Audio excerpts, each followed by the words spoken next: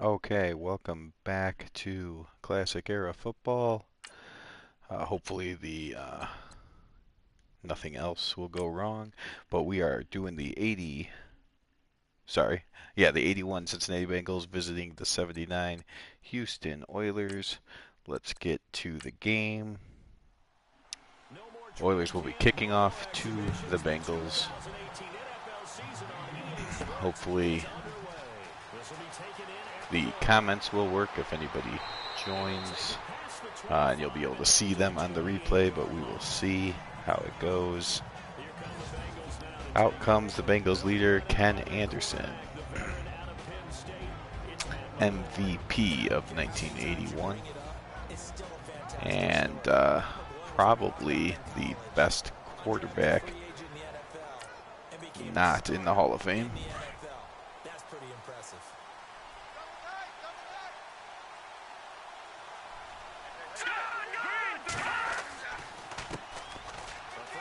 And there's a handoff to Pete Johnson for a first down. 12 yards that time at a Cincinnati first down. He used to work relentless a lot with guys who are aggressive on the field.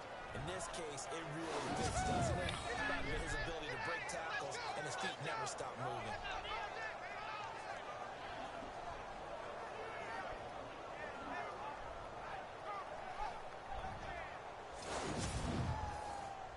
And a new set of downs here after picking up the first on the ground.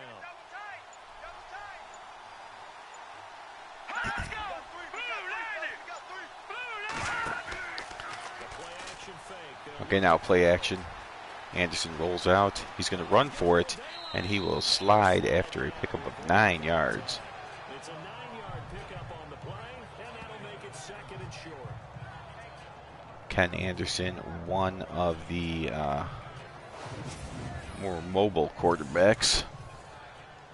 In 1981, his MVP year, he did run for 320 yards on 46 attempts. There's a play action fake to Johnson. And he'll swing it out. And that is another first down. Reception made there by number 83, which is the M.L. Harris.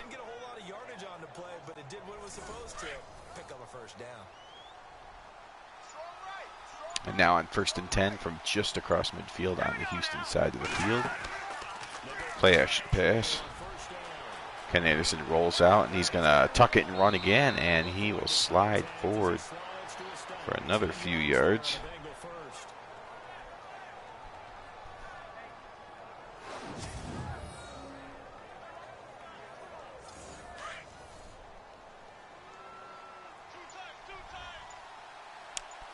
So 3 first downs picked up by this Bengals offense already.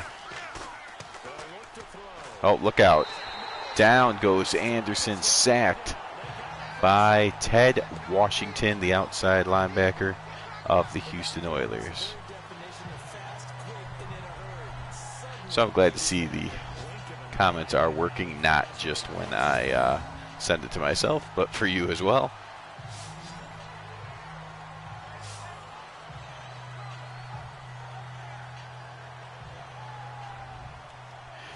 This, of course, is the second game, or second broadcast game of Classic Era Football. You will see some scores going on the bottom of games that I simulated or watched offline.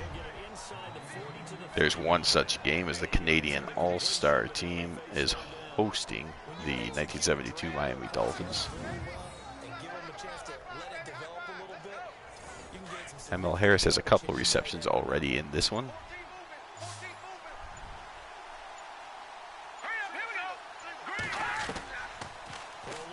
Anderson now takes off. He might run again. He breaks one tackle.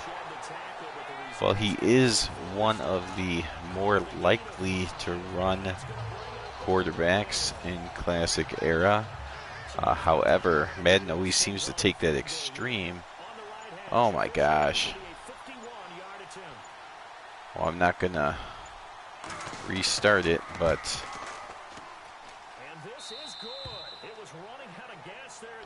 I'm not going to restart it again, but clearly Breach is a right-footed kicker. I don't know what is going on with this game. This game may end up having the most mistakes in it. So we will see as we go through. Now there are a couple All-Star teams. Like there you see that Memphis team is the USFL All-Stars. They just took a 10-0 lead. But they have a lot of players who unfortunately wore the same number in the USFL. So some of those players did have to change numbers. Same thing with the Canadian Football All-Stars. So that's okay if some people on their team have the wrong number, just because you can't have two people with the same number and it is All-Star team. But these teams should be completely accurate with numbers, and it's unfortunate that Breach is a left-footed kicker when he should be right-footed, of course.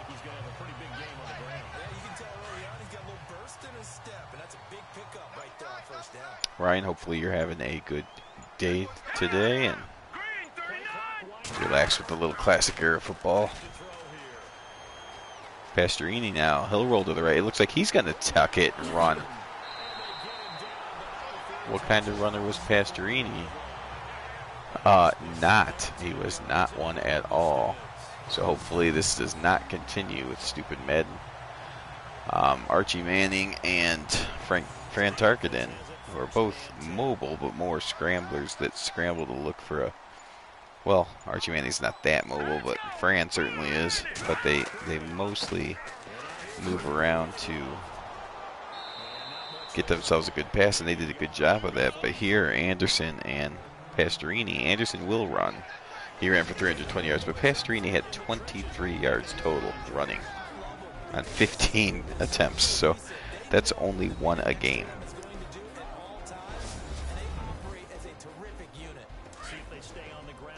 And I completely missed, as I was checking Pastorini's running stats, I missed that they did tell you about the offense, so I will just go through it real quick. Hopefully you got to see the picture. There's Earl Campbell.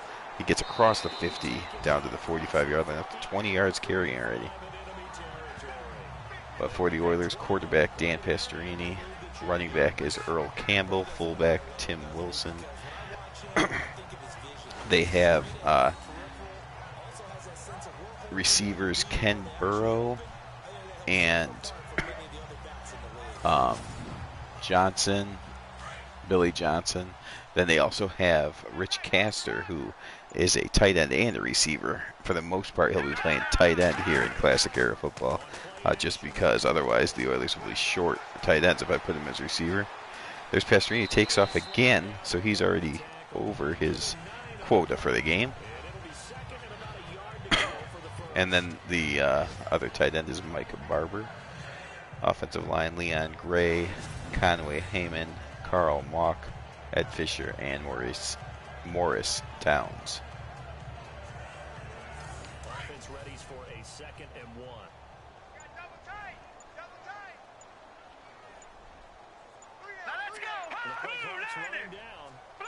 There's Barber in motion, 2 tight end sets. They'll give it to Campbell. He'll power his way through across the first down. So how do these teams match up with each other? It's a pretty even game, but certainly different play styles. The 81 Bengals, of course, made it all the way to the Super Bowl and lost to the 49ers. Pastorini finds a wide open Castor all the way down inside the 10.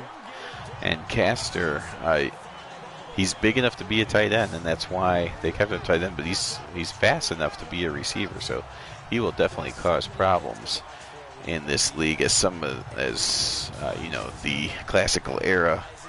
I mean, Ditka has already been around and stuff, so they certainly have seen some tight ends that are weapons, but not as much as today's football where almost every tight end can move. So he might be a matchup problem. What I was going to say is the Bengals were 12-4. The 79 Houston Oilers were 11-5. Here's the defense: Edwards, Whitley, Horn, and Browner across the defensive line. Jim LeCarron in the middle. Reggie Williams and Bo Harris are your outside backers. Then you get Brian Hicks and Bobby Kemp as the safeties. Ken Riley and Lewis Breeden as the corners. And the 8th play on this drive coming up. And the man not shown there is Glenn Cameron, the other inside backer, because the Bengals, for the most part, play 3-4. There's a handoff to Earl Campbell. He breaks the first tackle and the second and gets in for the touchdown. And that was a perfect example of what you'll see from the Oilers, because they are a Earl Campbell driven team. He had almost 1,700 yards that year. 79.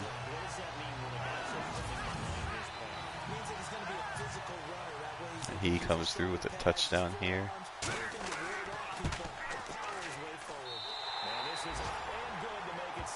Now the Oilers, an extremely good ground team. They ran for as a team, over 2,500 yards with 24 rushing touchdowns. In the air, they threw for just 2,250 yards and only 17 touchdowns. So they actually had more running yards than passing yards in 79. And their offense does go through Earl Campbell, where the 81 Bengals, it runs through their quarterback Ken Anderson, MVP Ken Anderson, who threw for over 3,700 yards and 29 touchdowns. They weren't terrible at running the ball, though. They did run for almost 2,000 yards as a team, but threw for almost 4,000. So 2-1 there for the Bengals pass versus run, whereas the 79 Oilers actually ran for more yardage than they threw for.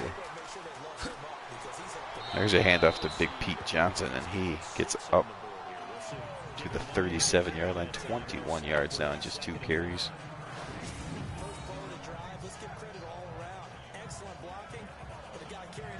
More breakdown. The 81 Bengals finished 1981 as the 3rd best offense and the 12th ranked defense. The Oilers were the number 8 offense and the number 16 defense. So both these teams' offense are better than their defense. However, their defense was mid-level. In the Bengals' case, slightly better than middle.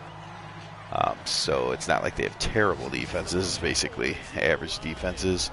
Here's the offensive line: Munoz, Lapham, Bush, Montoya.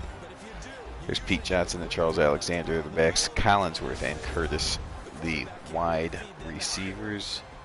And, of course, the tight end for the Bengals is Dan Ross, who had 71 catches. So both tight ends will definitely be a factor in the passing game.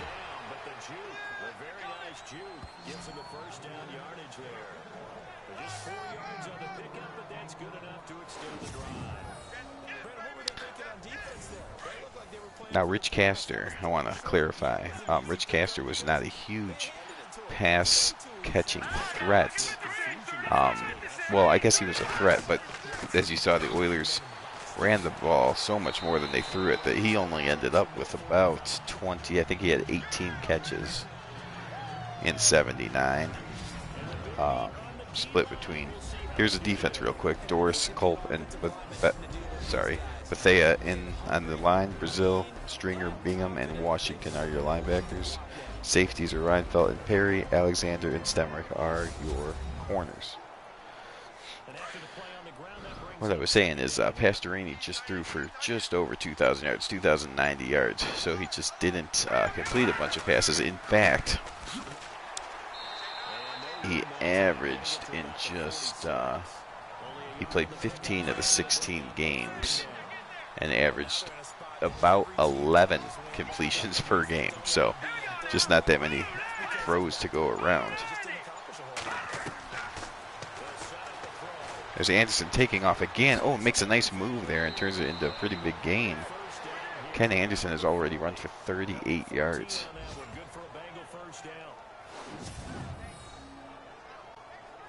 Now again, Ken Anderson did run for 320, but he threw for over 3,700.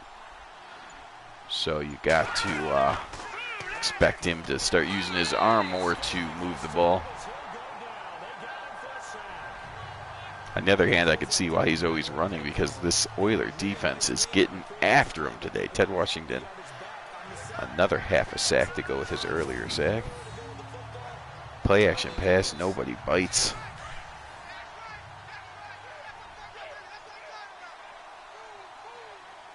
Will they get a playoff? They will not. That's the end of the first quarter, with the Oilers on top of the Bengals, 7-3. Earl Campbell, break-it tackles, not being stopped.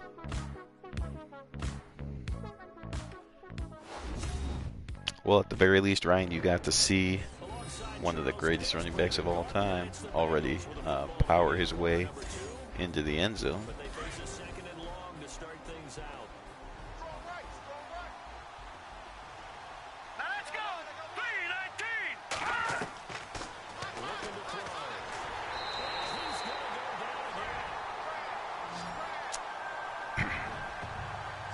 Another sack by the Oilers. 3 sacks already for the Oilers, 0 so far for the Bengals.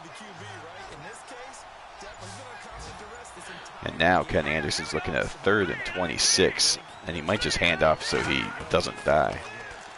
He is going to throw. He'll get it, just throw it away and go to the sidelines, let his punter come out, try to fix some blocking schemes by their offensive line and see if he can survive this game. And speaking of surviving, the Canadian All-Stars not just surviving, they're within a point of the 72 Dolphins. There you see the 72 Redskins take the lead on the 63 Giants, 7-3. This is a good punt, but it's going to go just too far and into the end zone.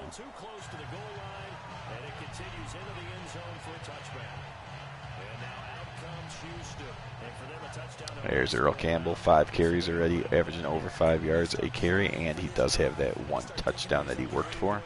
You don't go away from what you did before because that worked, but you have to be prepared for wrinkles and counters because you know they'll make some adjustments.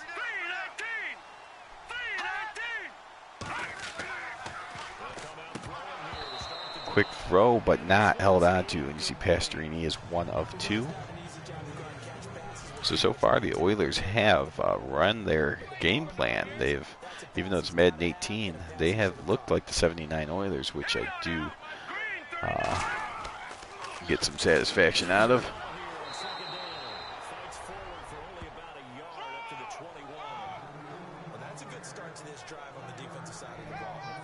Now, one guy that definitely has the wrong number on the Houston Oilers is going to be Ken Burrow. We'll see if they throw it to him, but you cannot do a 00 in Madden. So I believe he's number 10 to at least have one of his zeros.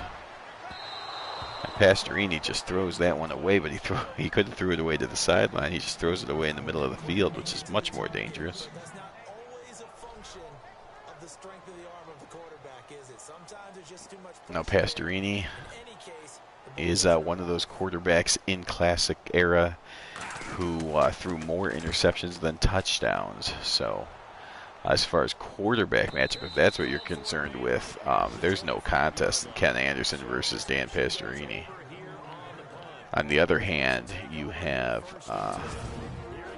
Pete Johnson is a pretty good, actually a Pro Bowl back who had 1,000 yards and 46 catches for another 320 and 16 total touchdowns, versus Earl Campbell, who had had 1,697 yards and 19 touchdowns, then added another 94 receiving. So Earl Campbell is clearly the better back, but it is not as big of a discrepancy as the two quarterbacks are. There's Anderson on the money to his rookie receiver.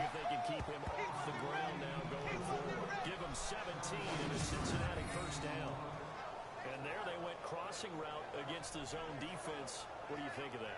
Takes real coordination between the passer and the receiver, because you got to read those zones and where the open spots are and be on the same page with the guy throwing the football.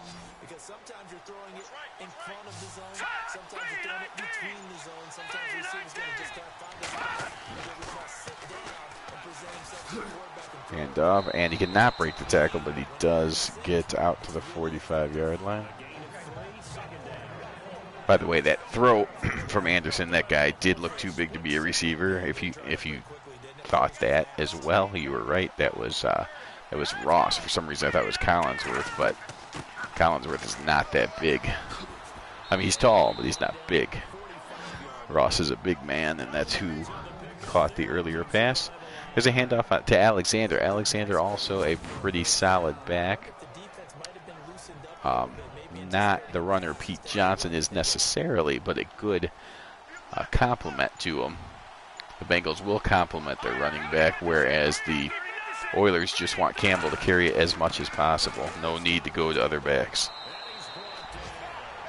The Bengals go back to Pete Johnson, though, and he gets another first down. He's averaging 7 yards a carry. So again, this Bengal defense or offense overall is better than the Oilers offense, as the Oilers is heavy run, and this Bengals team can do both very well.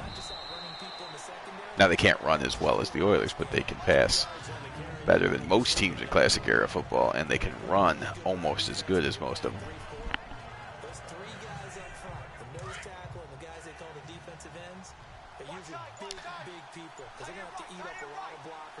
Now, Ryan, if you remember, the game one was a very high-scoring game. I know we were both a little bit worried.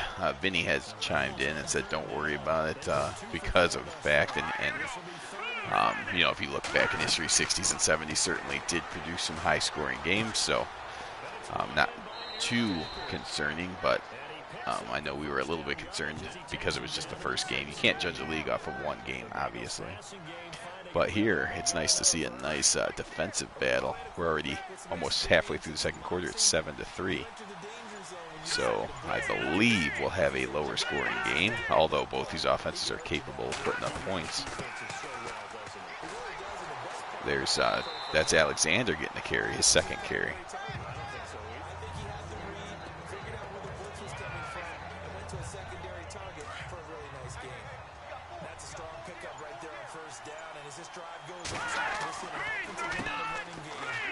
And there's Alexander again, but he breaks a tackle. He's inside the 5 and a touchdown. A beautiful run by Alexander. So both touchdown runs has been after very nicely broken tackles. So the running back's running hard today. Look at this. The Oilers think they have him, but he slips out of the tackle and goes for the touchdown.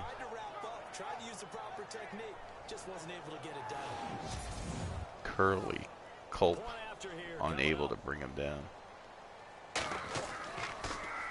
And there's Breach, just gets it off before it's blocked. Kicking with his left foot today, but he has made both of his kicks, so I think he'll probably go back to kicking with his right foot. Look at that. The USFL All-Stars are taking care of the 77 Dallas Cowboys. The Dallas Cowboys of 77 are a Super Bowl champion. So that is not an easy matchup, but right now USFL on top, 20-7. 72 Dolphins are on top of the Canadian All-Stars team. And there you see the 81 Chargers having all kinds of problems with the Cleveland Browns, led by, of course, Jim Brown. There's that high-scoring game we saw, 48-35. That was the first broadcast that you can find in the playlist.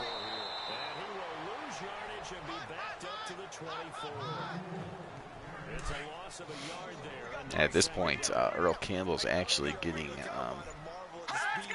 outrun by Pete Johnson, or the combination of Johnson and Alexander at least.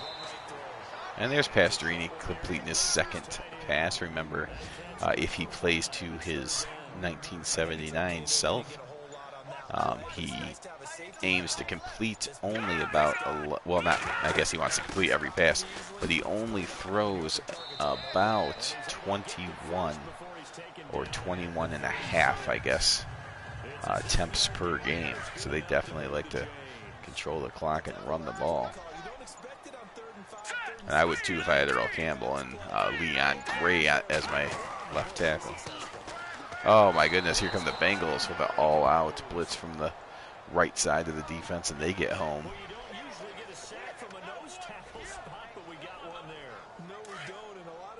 The blitz on the right side, one of them got through, but then with the right side, or the left side, the offensive line going to stop the blitz, the nose tackle got right through and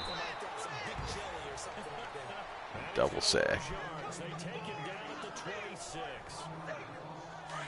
And now the Oilers, after the sack and the ineffective run play, finishes at 3rd and 20. And this is not where the Oilers make their money. This is not the Warren Moon Oilers. And so they will just hand off to Earl Campbell and get some yards for his punter. And that's smart. That's smart. I mean, these are created rosters, of course. So I put the schemes in, trying to get as close as I could, but with the fact that they're created roster, it was kind of nice to see that the AI was able to know their team and know that, hey, these 79 Oilers don't seem built to pick up 20 yards at a time through the air. So they ran a nice little draw play, get what they could, and punt it away.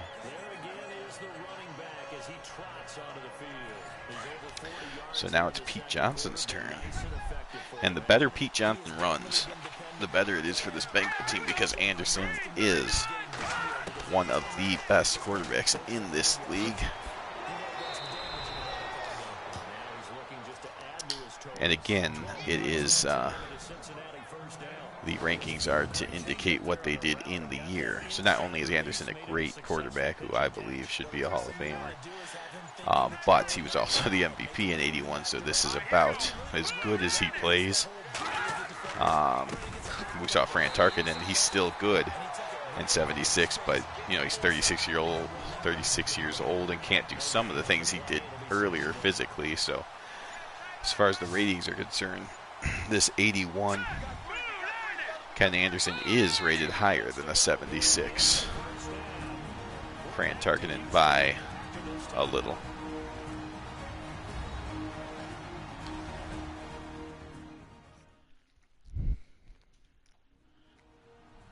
A reminder coming up at this and every halftime this season, we'll be checking in with Larry Ridley in Orlando for highlights and analysis of our first half. LR, that's my man. That's your guy. All right, here we go. Boom, land it. Now he'll look to throw here on 2nd and 10. And Ken Anderson's going to take off again and get another first down. Good for 15, and the Bengals get a first down.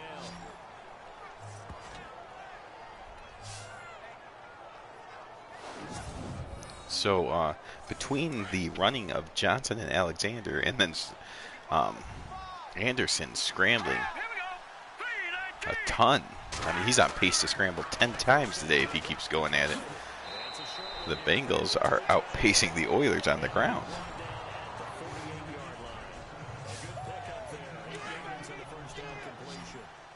Bengals trying to increase their lead before the half.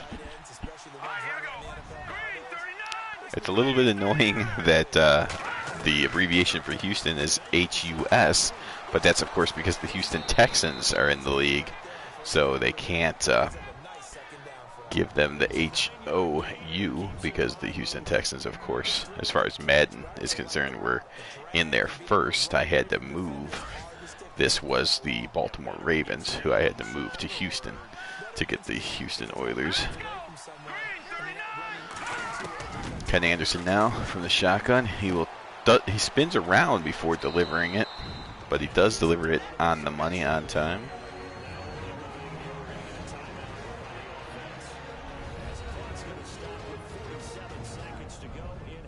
And outside of the sacks allowed by the Bengals, they have looked really good on offense. Very accurate passing. I think Anderson is over 65%. They have good yards on the ground. But you look at the scoreboard, it's only 10-7. Here's a screen pass. Complete to Alexander. Oh, beautifully played by number 59. That was going to be a first down and maybe a lot more. But Ted Washington, who already has a 1.5 sacks, comes up huge on that screen pass as well. I'm sure with the regularity that Washington's been blitzing, the Bengals are counting on him coming in, but he read that screen and made the play.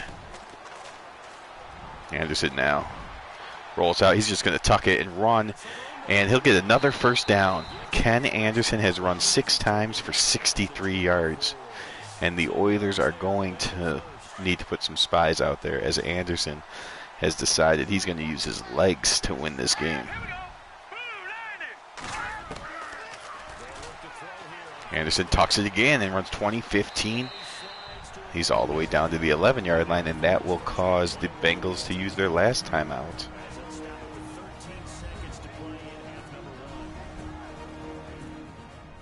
I cannot get over how many times Anderson has taken off running. 13 seconds. They have no timeouts. The Bengals are going to try to throw 1 or maybe 2 times to the end zone. But if the Oilers come through with a sack, then this thing's going to end with no points. Anderson steps up. He throws it to the sideline. It is caught. And he gets out of bounds with 10 seconds to go. Bengals 200 yards of offense now. 9 seconds to go in the first half. Well, again, a little bit risky. You cannot get sacked here if you're Ken Anderson, and you cannot throw it anywhere but the end zone, really. He throws it or the sidelines, I guess. That's not really going to do anything, though. It was actually caught out of bounds, so it actually does nothing. But with 4 seconds to go, Breach will come out, try to extend this lead to 6 points. Good snap, kick is up, and it is good. 1 second, actually. I thought it was halftime, but there's 1 second left. So the Oilers will have a chance to return a kickoff for a touchdown here. And he just gets down to the 28, and now it is halftime.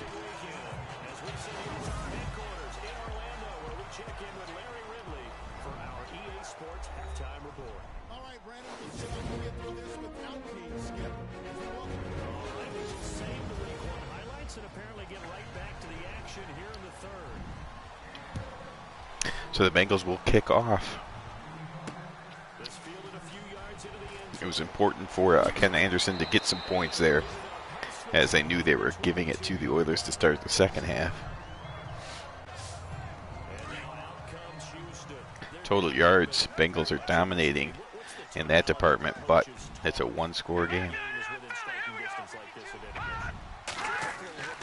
Pastorini will turn and he'll hand it to Campbell. The Bengals are starting to get used to the fact that the Oilers hand off every first down.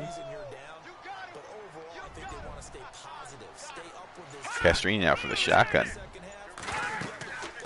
He'll turn and he'll hand it off to Campbell again, and the Bengals have him, but it takes 4 of them to bring him down.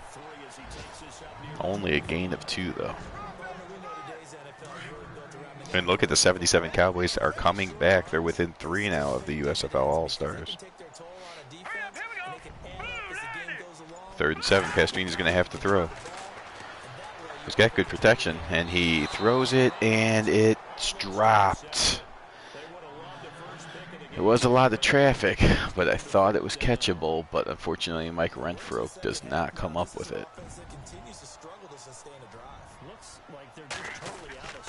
Now Houston will punt. It is a nice punt all the way back to the 17, and good coverage stops him from getting to the 25. So out comes Ken Anderson. He has run for over 60 yards, thrown for another 100, I think. But he's also been sacked.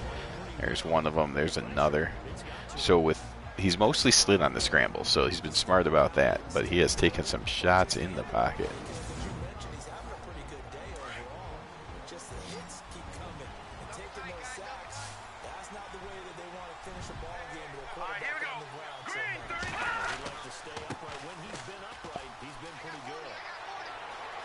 Oh, there goes Alexander. Oh, my goodness. 30, 20. He gets past the last guy. That's a touchdown for Charles Alexander. 77 yards, and he's the number 2 back on the Bengals. So out of the number 1 back, Pete Johnson, the number 2 back, Alexander, and the quarterback, Ken Anderson, Pete Johnson has the least amount of yards, but he's having a good day. Anderson's going to go for 2. He'll put it on the money. That was some nice touch there. And now you're seeing the Bengals offense in full force. And the Oilers in a position they don't want to be. They don't want to be playing catch-up down by 2 scores. Now they need to be smart. They're not built for a shootout. They need to not forget about the running game. But what they really need is, however they do it, they need a touchdown on this drive, and preferably a long drive.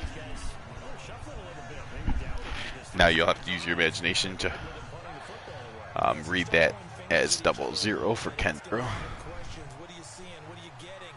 Maybe trying to narrow down your playbook a little bit and maybe get simpler rather than more complex in order to try and fashion together a drive. It's a handoff to Campbell. He breaks the first tackle. 13 carries, 53 yards now. Solid run on first down. Gain of 7 leaves him with a 2nd and 3. Well, no matter how they phrase it, staying on schedule, staying ahead of the sticks, whatever you want to call it, 7 yards on first. So the blitz by the safety Hicks, and they gain 7 on first down, but then lose 8 on second down, and that puts the Oilers in the uncomfortable position of 3rd and 11. Now who is that on? It is on the Bengals, so the Bengals will give them some of that back. And the Oilers definitely needed that. Eddie Edwards just too aggressive. And that makes it much more in Pastorini's comfort zone on 3rd and 6, rather than trying to get 11 yards. Pastorini will fire, and he will complete Billy Johnson across midfield.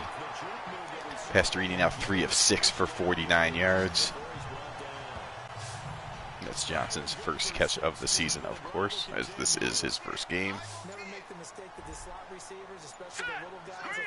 2 tight end set now. It's both Castor and... Oh, here's play action. Pastorini. He tricked me as well as the Bengals, and he gets it out to one of those tight ends, Castor, for a first down.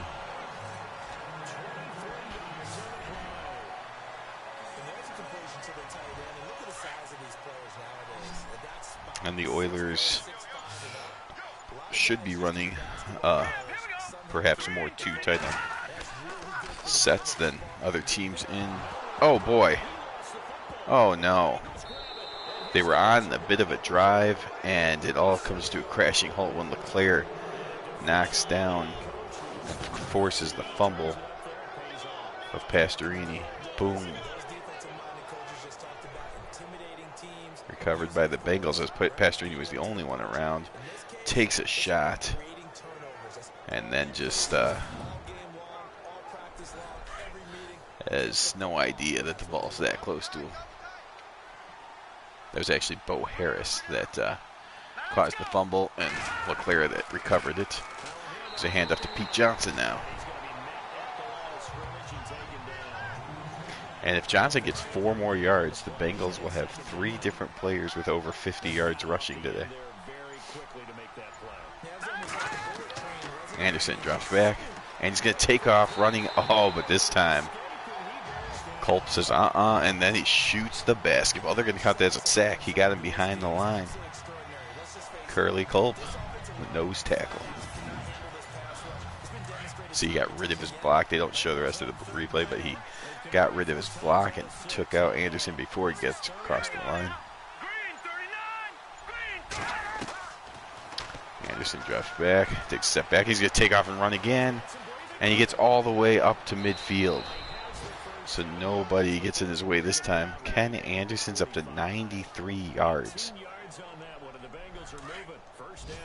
Wow.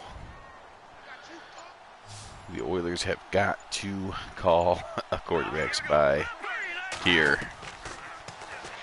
Anderson drops back. It did not look like anyone was spying him again, but he does decide to go ahead and throw it.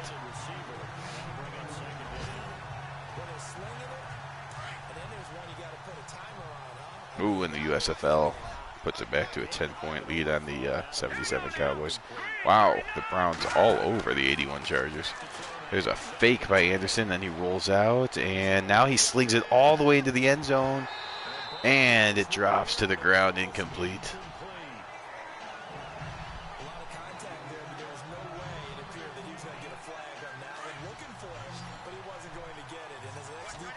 Hey, Brian.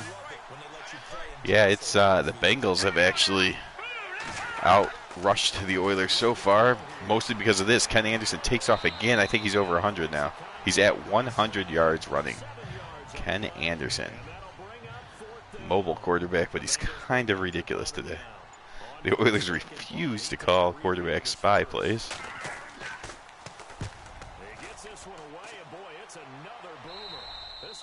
And that's out of bounds at the 5-yard line, so everything going right for the Bengals now. And the Oilers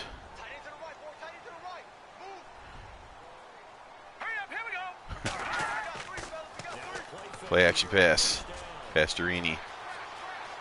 Roll out. Is he going to? He's going to tuck it, and he. All right. Pastorini. Now Anderson did run 46 times, usually not 9 or 10 in a game, but Pastorini literally ran for 23 yards in the entire season in 1979. So that's more aggravating, even though Anderson has 100 yards. It's a handoff to Campbell, and he does nowhere near as good as Pastorini does at running the football.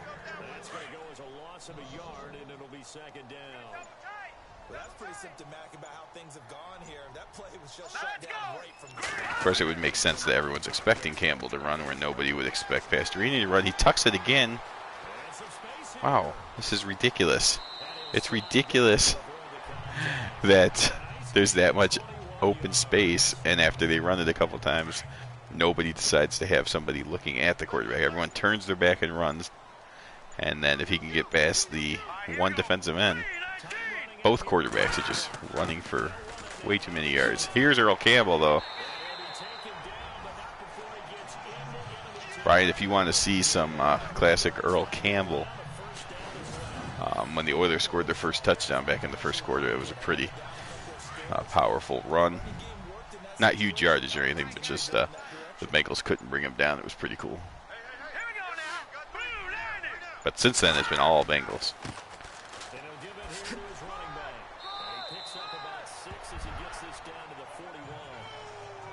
Campbell up to 69 yards, which puts him third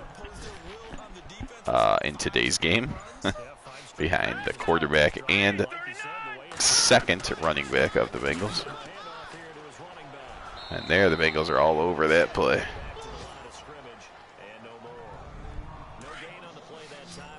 Now, the one thing that has been correct by the Oilers is they are running far more than passing, which is good to see that in Madden 18 a team can do that.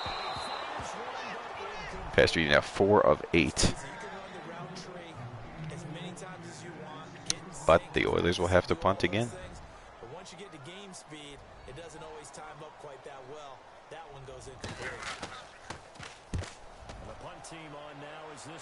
Hey Brian, were you able to get the stats you needed from Sack to the Future?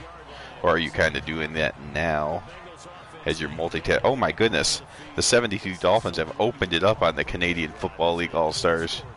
That game was tight last time the score came across, but now it is turning into a blowout for the Dolphins.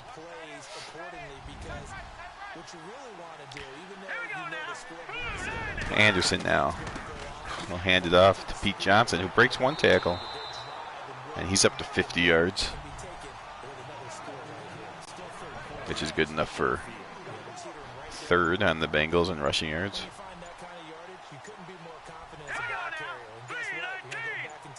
Looks like Pete Johnson's back there again. They'll give it to him, and there's a nice run up to the 31-yard line.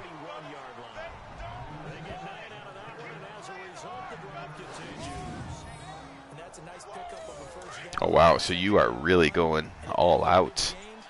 Sounds like you are getting All of it, which is awesome. But I know it's got to be a lot of work. There you see Alexander's at 108 yards with 2 rushing touchdowns. He has been the best runner, followed closely by Ken Anderson, the quarterback.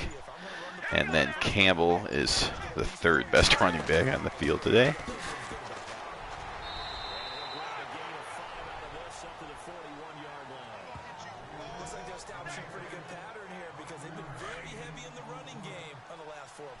So the Bengals, playing with the lead, are going heavy ball control offense as well. So we have 2 teams going ball control. Ken Anderson has thrown twice as much as Pastorini. But again, on their years, Pastorini threw 324 yards, or 324 times.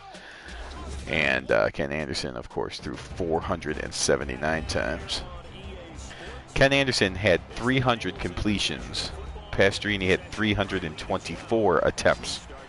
So Anderson completed a pass every time Pastorini attempted a pass, basically. There's the handoff to Johnson, but he's brought down by Curly Culp again.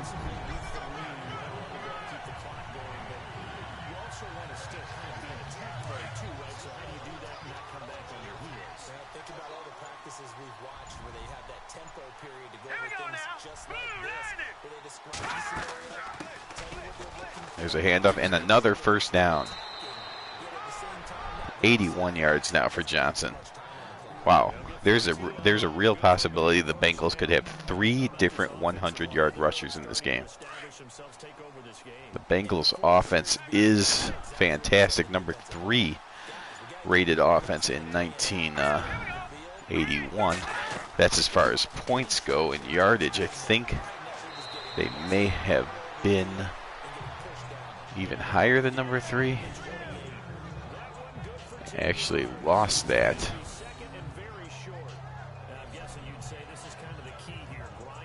But they did have about close to 6,000 yards of offense in 81. Hand off to Pete Johnson. He'll slam forward for a first down. He's up to 94 yards. And at this point, I just want him to do it. 6 yards away from being the first team in Classic Era football. This is only the, second broadcast game. And those, oh my God, USFL is destroying the 77 Cowboys. That's not something Brian wanted to see. Canadian football all-stars are getting closer to the 72 Dolphins.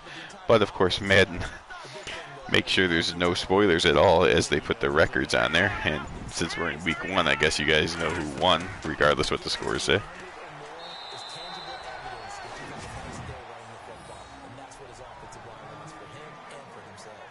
Still a couple of yards short of the first as the 3-yard gain brings up a 3rd down.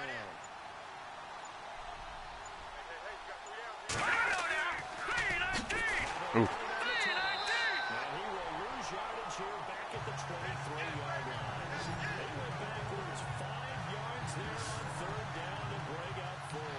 And Breach comes out again, over and over, to remind me that I left him as a left-footed kicker. Although, maybe he'll just stay left-footed with as well as he's kicking.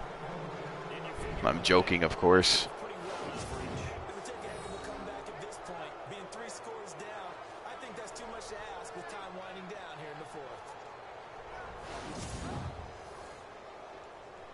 After the field goal, here's Elliott to kick it away.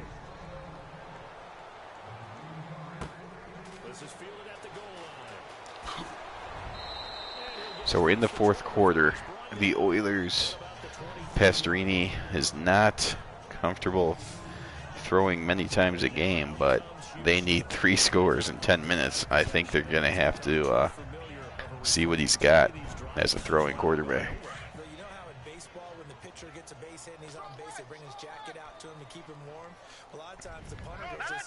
Maybe he'll channel his inner Dan Marino, who nobody knows who that is at this point. Well, let's see, 79.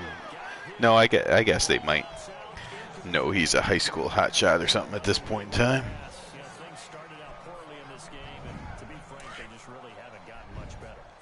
Or actually, he might be a freshman at Pitt. 79. I don't know. Here we go now. Right around there. 39. Pastorini runs himself into a sack. That's Harris's second sack. The first one caused a fumble. His second sack now of the afternoon. The amount of sacks that they've absorbed in this game is absolutely extraordinary. Let's just face it. This is a divisional game, so these guys will play again in Cincinnati, which is something that the Bengals are probably looking forward to. If you guys missed that, you have got to rewind it just a little bit and see. I think the sound guy might have just beat the crap out of a Houston Oilers player. So he's on to punt it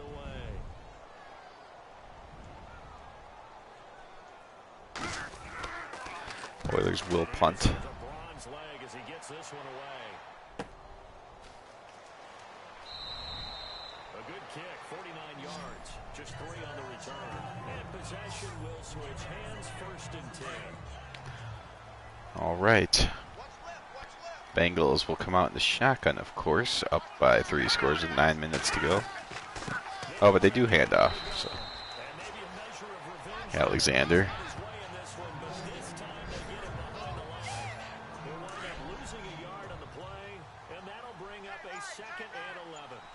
Eight and a half minutes we're down to. Look at, did you see the passing yards? 58 to 38 in favor of the Bengals. And the running yards also in favor of the Bengals, but much more than 58 to 38. There's Griffin even getting some carries. So they're going all the way down the depth chart now. Everyone on the team gets to run.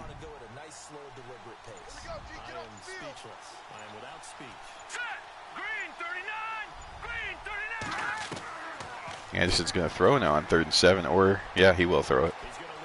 To his back, not much there, though. Well, if you had said that the Houston Oilers were going to keep Ken Anderson to 82 yards passing, you would probably take it, but then I would continue to tell you that, uh-oh. Oh, he did get the punt off. Way too many blocked kicks in Madden. And look at that. The punt coverage team was completely unaware of where the ball was. They both looked at the returner. But the punt was so good that they were able to recover and still down it in time. So the punter did 2 great things. He avoided getting blocked somehow. And then he was able to get it down to the 4-yard line. There's a nice hole for Earl Campbell. He's up to 80 yards now. This offense certainly does run through Earl the Pearl. Oh, but here's Pastorini. How about this from the 79 Oilers? 5 wide. And, wow. Pastorini confused himself on that formation.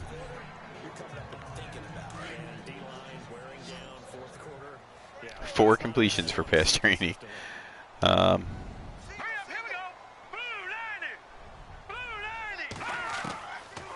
try to get number 5 here, and that's right on the money to number 0. That's 00. That's not 10. And Ken goes all the way for the touchdown. It doesn't matter what jersey number he wears. The best receiver on the Oilers, Ken Burrow, all the way for the touchdown.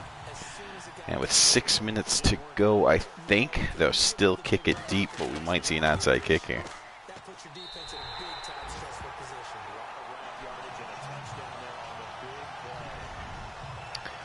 So additionally with that throw, I think I know Burrow has the most receiving yards on the field, but I think Pastorini has now thrown for more than Ken Anderson.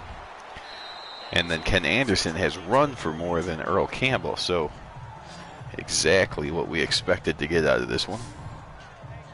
Cincinnati now ready to take the field. Certainly want to avoid what they had to do last possession. Now, I did have to run this league as 32 owners. Well, I guess I didn't have to do all 32 of them, but there was some movement that had to happen, especially with this Oilers team. So the coaches are not made up. I mean, you'll see. He looks an awful lot like Marvin Lewis.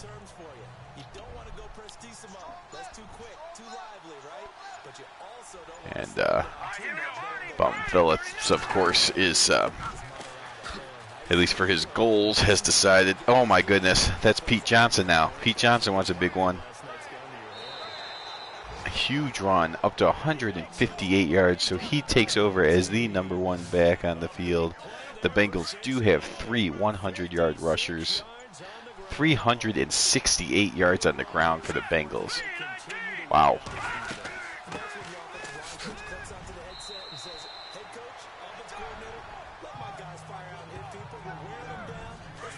I don't know if this was just a statement game from the Bengals to open up the season, but they came into Houston and they have almost tripled.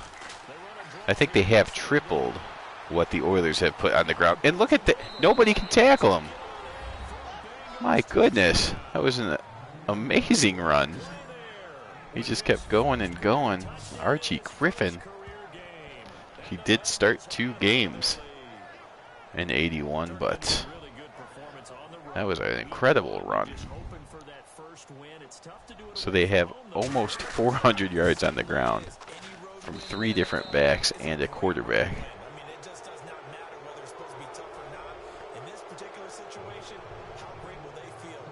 And what was definitely a low-scoring game has turned into relatively not, at least from the Bengals' point of view, as they're up to 31. Not high-scoring, but certainly not the low-scoring game it looked like we were going to have. So Pastorini.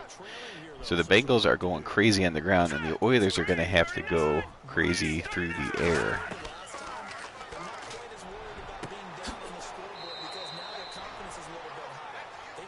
Pastorini's got the right idea, sending it out to Burrow. Last time it worked for a touchdown. This time still gets close to a first down.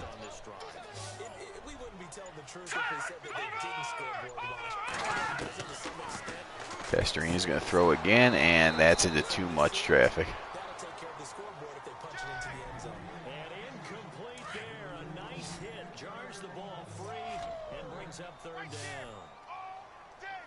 Third and 1 now. Pastorini waiting. He's going to tuck it, and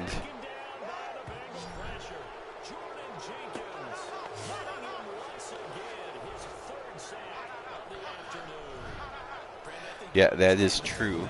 Just he did have 16 catches in 1979, which for this team isn't bad. Their leading receiver had 40, but yeah, not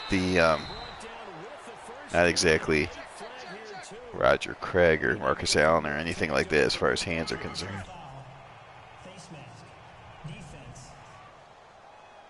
So the Bengals want to make sure they give up some more points. So they had a face mask, and the Oilers are up to the 40-yard line. Pastorini's going to call a screen pass. He does hold on. Pastorini all the way up to 7 completions already. He averaged about 11 completions a game in 79, so he's still got to fit 4 more completions in there before this thing's over. So it's our home team here in possession of the football as we come back. And let's see what they've come up with offensively after having time to. Now you saw at the 2-minute warning the coach had some deep conversation with his fullback, Tim Wilson. Most coaches talk to their quarterback in those situations, but Wilson is going to stay on the sidelines after getting instructions. And another screen pass. Campbell holds on to this one again. And now Pastorini only needs to complete 3 more to stay on his 79 pace. He'll put this one towards the end zone. He caught that. That was a nice catch by Billy Johnson. That was a odd-looking throw, like a lollipop throw, but he put it in a position where Johnson could get it, and there's 1, 2 feet. Nice catch, Billy Johnson. And Pastorini is going to look for a second touchdown pass. Spins, throws it, and knocked away. They may be snapping the ball near the goal line, but all you're thinking defensively, keep them out of the end zone. Force the incompletion, force them into going for By the way, some of these, I think these two teams are pretty much okay, except for there might be a backup offensive lineman on one of them, but or maybe a tight end or something. But for the most part, I think these rosters are okay. But some of the older teams, since this does go back to 61, I think is the oldest team. You will see occasionally roster filler, as they just didn't have enough people on the roster back then. If you see someone with the last name Zebras is definitely roster filler. And then just so there wasn't a bunch of zebras running around, I also had the seasons.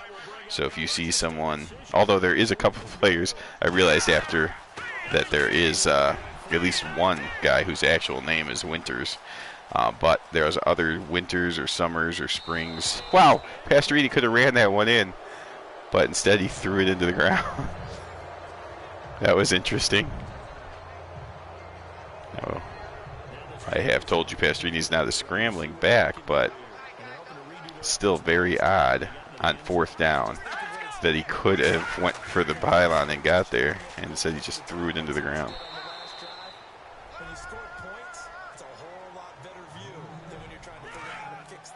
And the others are not going to call a timeout, especially if their quarterback just gave up. So one more carry should do it, unless it's a safety. And forward progress says that's not a safety. So that should do it. The 81 Bengals come into Houston and take care of the 79 Oilers relatively easily with their amazing ground attack. 31-14. 43 rushes to 17 passes. Wow. So both teams focused on the run. The Bengals did it better. And they are 1-0. Oilers fall to 0-1. But again, this is a divisional game. So they will meet again in Cincinnati. See what happens there. Well, thanks for watching. There will be the NFC early game will be coming up in a few days or within a week or so, and that will be the 79 Buccaneers and the 1980 Atlanta Falcons, also a divisional game. So until then, thanks for watching Classic Era Football, and have a good night, everyone. I will go ahead and let it go until you see the team stats, but I'm going to be quiet until then. Thanks for watching. Bye.